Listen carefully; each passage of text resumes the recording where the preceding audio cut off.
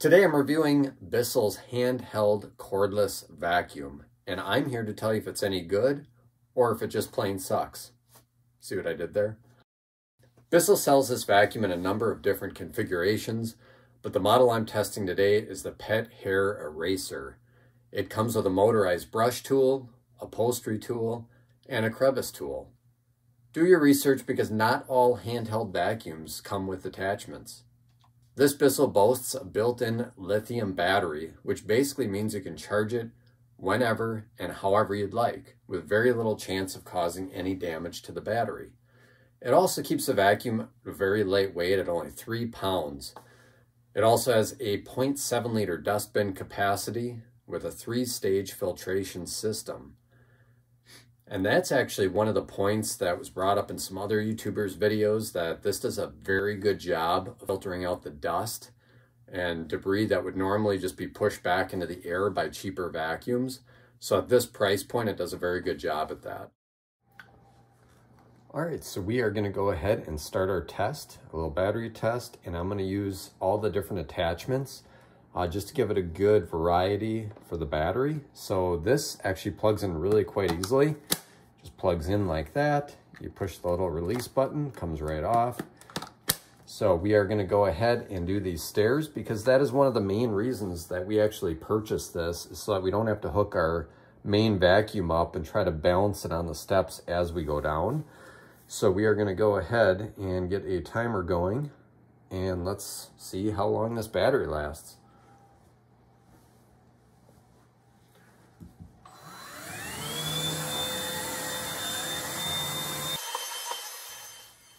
All right, now while I've got this in fast forward, just wanted to comment on how great this Bissell does with the beater brush attached to it. It really fluffed up this carpet.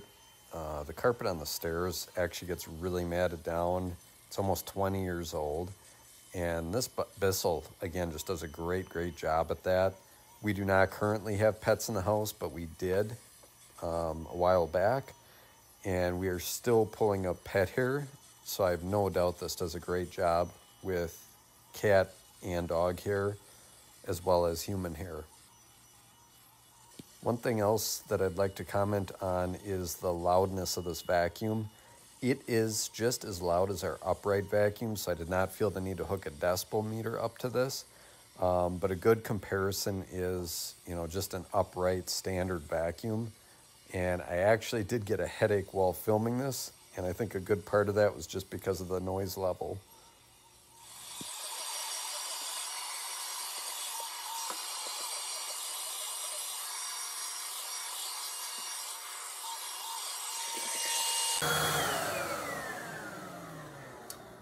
All right, so we're at 7 minutes and 33 seconds, and the battery's still going strong. I actually did just vacuum these stairs a week ago, but let's continue on. And now what I think we're gonna do is take apart the couch and get it vacuumed out with some different attachments. Starting now.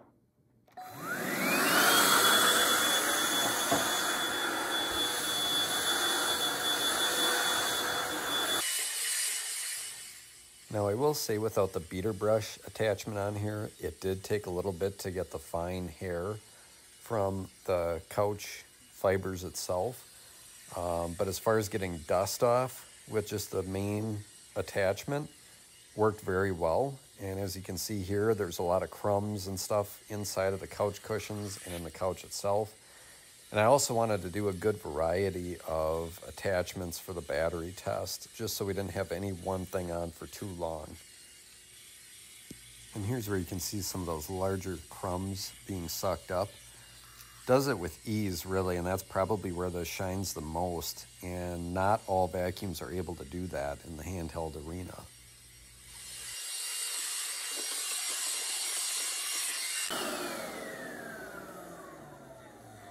All right, so the battery's still going strong and we're at almost 13 minutes. So let's go ahead and find something else to vacuum. All right, so hopefully you guys can all see that, but this rug, my robotic vacuums, actually just went out and there's still dirt all over this. It's kind of a difficult carpet or rug to get clean. So I'm going to see if this is up to the task. We still have almost 13 minutes on the timer. We're going to continue this and see what it can do.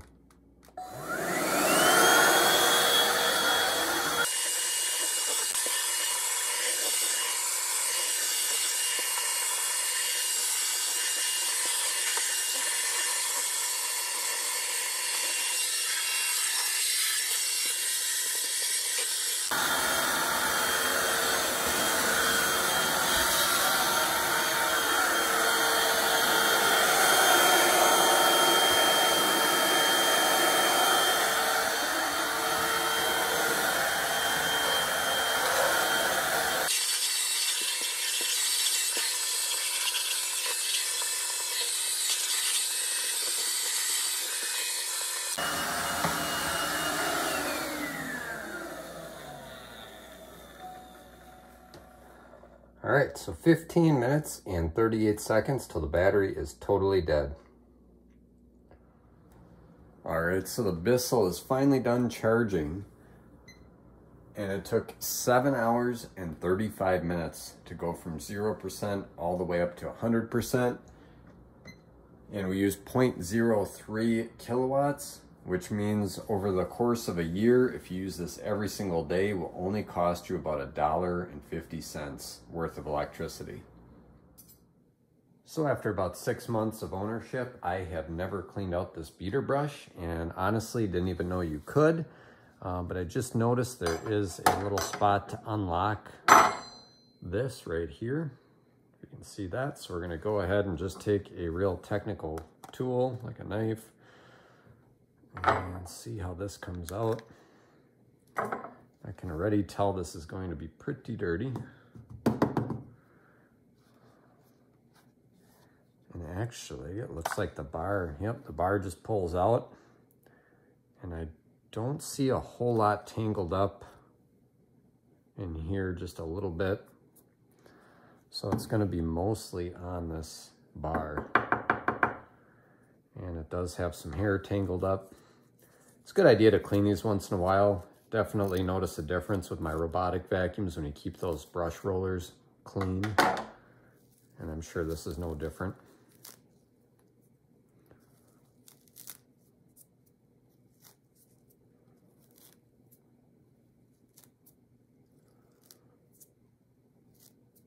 One trick too on these is if you take a hairbrush, just like a cheap men's brush, you can find them for like $1. You just push them in here and you lift up if you have anything really stuck on. This one's not too bad.